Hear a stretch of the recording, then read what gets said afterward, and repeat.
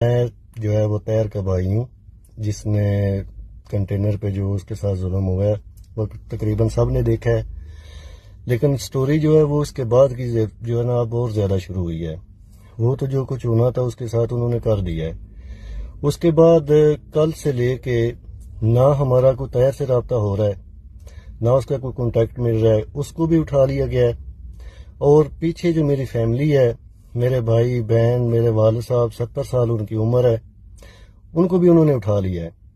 اور اٹھا کے صرف یہی بات پوچھتے ہیں کہ طاہر کدھر ہے۔ اس سے زیادہ اور ظلم کیا ہو سکتا ہے کہ ایک بندے کو آپ نے تقریباً مار دیا ہے،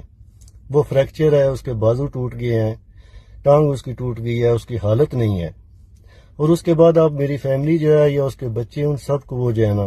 وہ ٹارچر کر رہے ہیں۔ برائے مہربانی میری اعلیٰ حکام سے اپیل ہے، سپریم کورٹ سے، چیف جسٹس سے، اور